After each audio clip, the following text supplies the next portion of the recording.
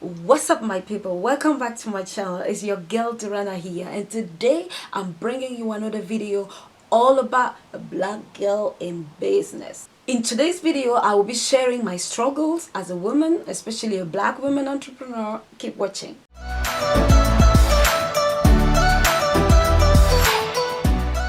Welcome back. In today's video, I will be sharing my struggles as a black woman in business. But before we get into that, I would like you to take time to subscribe if you haven't subscribed yet, so you don't miss out on the juicy content that I share every week. Let's crack on. I just wanted to make this video because I know that there are many women out there who go through the same thing that I am going through, and it's good to open a debate and make people think. As much as I am thinking, most of the things on my list, I'm still working on them.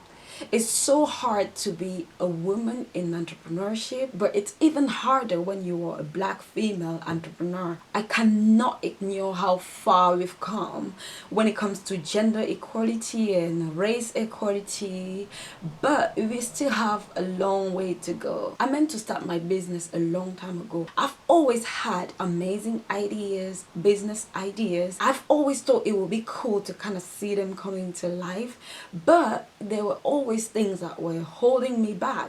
If I were to start my business, if I were to start entrepreneurship long time ago, I would be in a completely different place at this stage of my life. But I never had the gut to actually stand up and go for it. On my list, I've got 5 main things that hold us back, hold us women back, all women, and especially black women, because I can just speak from my experience. The first thing that I think is holding us back is our personal opinion. I can just speak for myself. I remember when I started having these amazing ideas of things that I really want to do, but I never had the gut to actually stand up and go for it. Why? Because of all these voices in my head telling me that, it's too high for me to aim. It's too big for me to dream. I don't have the skill that is needed. I don't have the physique that is needed. I don't have the accent that is needed. I don't have the grammar that is needed. I am a black girl. I'm just a woman. Or I don't have the education that is needed. There is always something. There were always those voices in my head telling me that, don't even bother going there because you are not enough. And unless and until you address that will forever be the stumbling block for you. As a woman, this is not just for women, this is just for a human. If you're a human, you always have that voice in your head telling you that you cannot. But because I'm advocating for women, I will talk about women. So we women, we always have that insecurity in our head telling us that, oh, you're too slim, or you're too fat, or you're too ugly, or you're too this, or you're too that. You don't have the hair, you don't have the look, you don't have the voice, you don't have the accent, you don't have the nationality, you don't have this and that to do that. Stay in your lane. Your own voice in your head is telling you that you're aiming too high. This is really sad because many people actually listen to those voices and actually act on that. Another thing is our own value and our own principles. Sometimes your values are the main thing that are holding you back. I was brought up in a place where people think that if you have a girl, you have to train her to become a perfect wife. Otherwise, nobody will need her. If she has no husband, then she is just basically a shame for the family. That way of thinking holds us back so badly you cannot imagine. It's basically telling you that all you're good at is to be a mom and a wife. It's basically telling you that you cannot aspire for more than that. And even if you dare to think that you can, and even if you have the imagination to come up with concept, you're always in that place where you're like, oh my God, I'm not sure. Because you don't have the skill, you don't have the mindset, you don't have what it takes basically. If somehow you figure out that I am talking and it's touching you, it means you have to sit down and have some real conversation with yourself.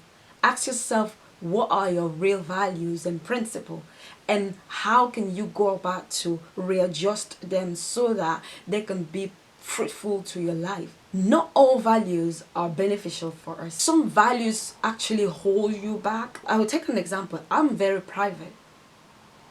And that's not good for the business. You can't be a business person and be private. I'm not saying that you should go out and share your entire life, but the sacrifice is that you will have to somehow create an account on Facebook, on Instagram, on all those platforms. And that's a little bit of your information that you'll give everywhere you go. You know what I mean? So you cannot say that you will stay 100% private if you want to succeed as an entrepreneur. So you will have to compromise your values. The second thing that was a problem to me was other people's opinion. This is a hard one because we are living in a time where it makes it even worse. One heritage that our ancestors passed down to us is that fear of being alone, is that desire to belong to the mass, to be like everybody, to be part of the group. And to be honest with you, it's killing us more than ever, because with the internet today, the pressure is even harder. We want to do like people. We want to watch what everybody is watching. We want to do what everybody is doing. If you don't do, you feel like you're not normal. You feel like you're not part of the group. What is the norm? The norm becomes what everybody is doing. If everybody is doing something, even if it's the most stupid thing, that's normal. And if you don't do that normal thing, you're not normal. Yeah? And you're bullied for not be part of the group. You feel like, oh, you're not, there's something wrong with you because you're not like everybody. And it's just really sad because it breaks people down so badly. How many people are scared of starting a business just because of the opinion of other people around them? How many women are so scared to put themselves out there? They're scared that people will be like, oh my God, oh, so you too, you want to go now and start. Oh, you too, you're this and that. Like, oh my God, look at her. She's starting this. They're just so scared of other people's opinion that they will rather take that great idea of them, put it on the chair and sit on top of it so nobody sees it. As an example, I would take the fact that sometimes you might post something online and somebody will come and make a mean comment about whatever you post and maybe call your name and maybe say this is the most stupid thing I've seen. And that is enough to break somebody down, crush it to pieces. And it's something that as an entrepreneur you need to be prepared if you want to succeed, not just as an entrepreneur, as anybody. If you're a person walking on the surface of the earth, you need to learn to start detaching yourself from what people are saying. You need to turn people down, turn those voices down. I'm not going to sit here and pretend that I am untouchable or that I don't get affected by those things. Yes, I do, because we all have insecurities and all. But you always have to pick yourself up and pick yourself up faster. I always check myself. I put myself back into perspective. I'm just like, who are you doing this for?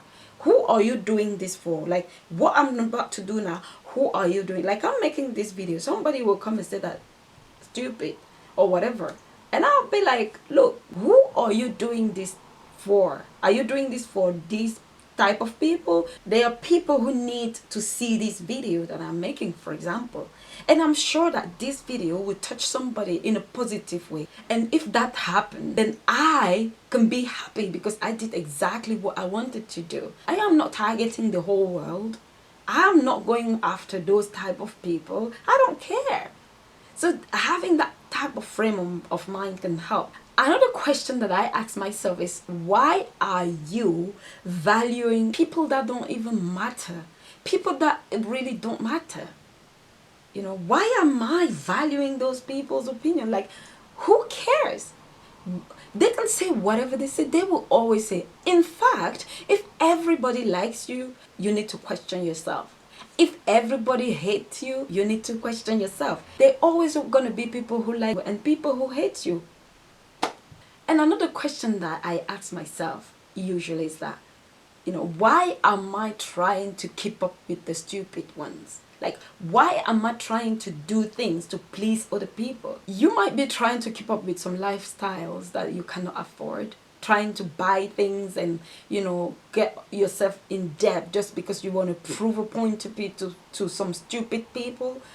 Or you're trying to, you know, fit in and suppress yourself to the point where you can't breathe just because you're trying to get validation from those stupid people. Like, dude, you need to stop it. You need to step back and be like, who are you? And what do you want? Where are you going?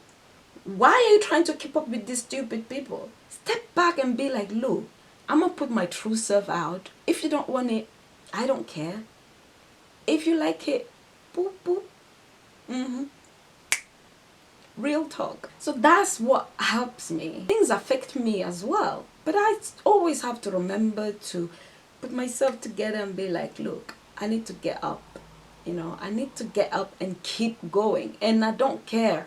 I don't care what X things. I don't care what Y things. I don't give a damn. The third thing that held me back was the fact that I was so scared to fail in front of everybody's eyes. Everything that I do is online. Some people can just live their life tracking you, tracking your progress, or tracking whatever you're up to, you know, to feed their own insecurities. And that, it's something that I was terrified. I was like, oh my God, I'm not putting myself out there like that. Like, what if I fail? If I fail, everybody will laugh. They will all see that I'm failing. And this is something that holds so many people back, including me. I had to fight that feeling. I had to redefine what failure is. Failure is not trying something and failing, literally. Failure is not actually taking the step to do whatever you wanted to do in the first place. Because you don't fail if you try something, it doesn't work. You don't fail. Actually, you gain something. You learn how not to do that thing. You know, if you try something and it doesn't work, you learn something. You expand yourself in certain ways. And if you don't quit, the more you try, the better you become. You sharpen your skills.